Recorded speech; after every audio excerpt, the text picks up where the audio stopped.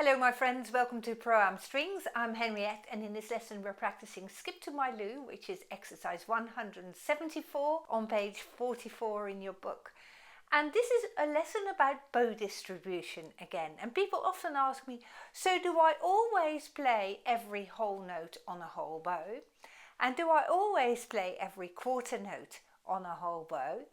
And my answer to that is no, that just depends. It doesn't necessarily have to be. And if this question is something that you sometimes wonder about as well, this lesson is for you. And I'm going to give you hopefully a nuanced answer so that in future pieces of music that you play, you can decide for yourself how much bow to use and how to distribute your bow in the most favourable way. And how much bow you use depends on a couple of different things. First of all, the golden rule is always use as much bow as you can, unless you play very fast or very quietly. Whilst it is a golden rule, it's not always applicable.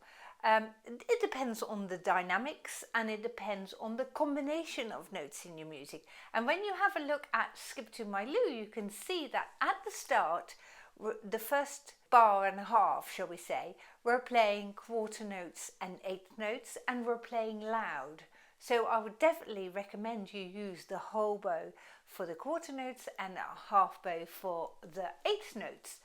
But then at the end of bar two, you see a half note, and that is also played with the whole bow. So here we go.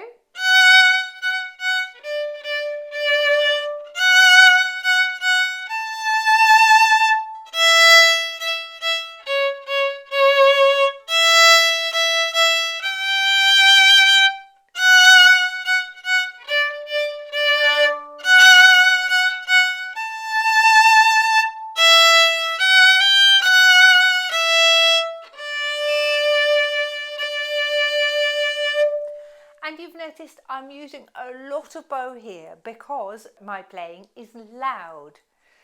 When we continue, we're having long notes, but my playing is soft. So I might not use as much bow.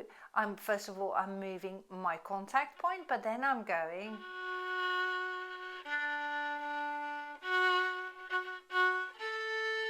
Now I'm going a bit longer.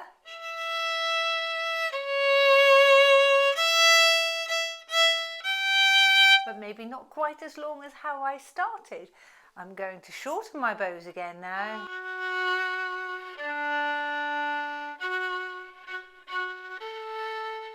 And now mezzo forte, so I'm using slightly longer bows.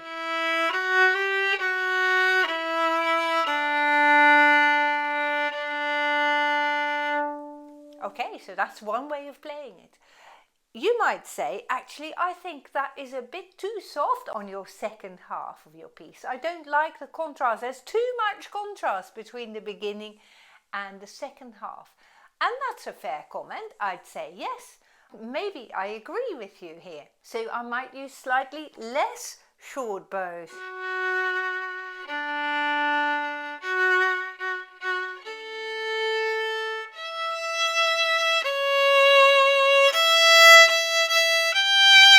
You see, when I make more contrast here, when I play louder here in this mezzo forte section, my bowing becomes longer as well. So not only does the amount of bow that you use depend on whether you play loud or soft, it also depends on personal taste. What do you want to achieve with your music? Do you want to make a really big difference between the loud section and the contrasting second half? Or do you only want to play a smaller difference and make your music more subtle? So there is a lot more to bow structuring than just always use long bows on half notes and always use long bows on quarter notes and always use a half bow on the quavers. You can use that when you're a beginner in the early stages, and then it's a great help to get a good sound. But now that you're a little bit further advanced, mind you, you're in lesson 84, you're doing fantastically well. This all becomes a little bit more subtle and nothing on the violin is set in stone. So what I want you to do this week when you're practicing this piece is experiment, because you learn a lot from trying out different things. You might think, okay, I'm going to start the beginning of this song really loud and I'm going to use lots of bow. And then the next day you might think, actually, let me use slightly less bow and see if I can play with a more intense quality sound, because it gets quite rough, doesn't it? If I go here,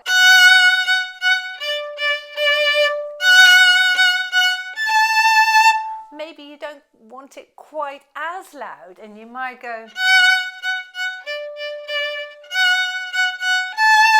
because if you make it a little bit more dance-like, it might compensate for a little bit less loudness, you see. So there is variation in how you make a piece sound more musical. So I can make it sound more musical and more extroverted by playing it louder, but I might also opt to play a little bit less loud and make it more dance-like, and in that sense make it more extroverted and make it more communicative with my audience, you see.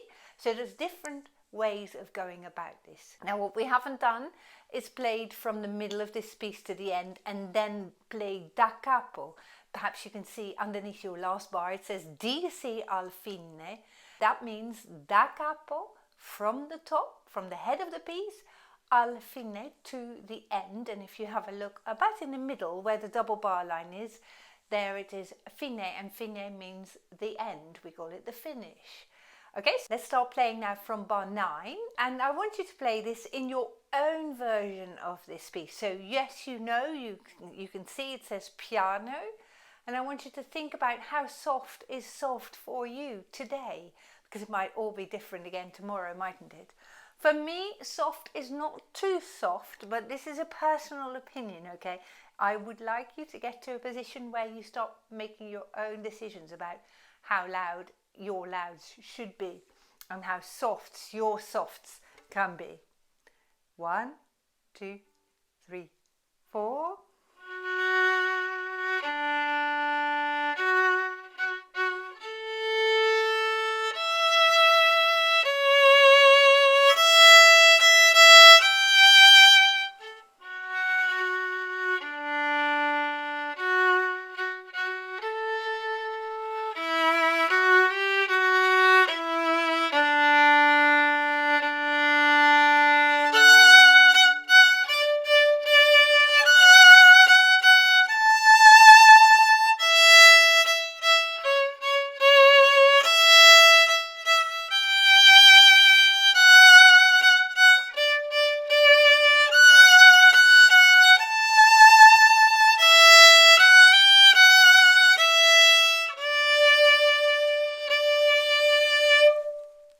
And if you have managed to play some different louds and softs today, that is wonderful. That's a great achievement.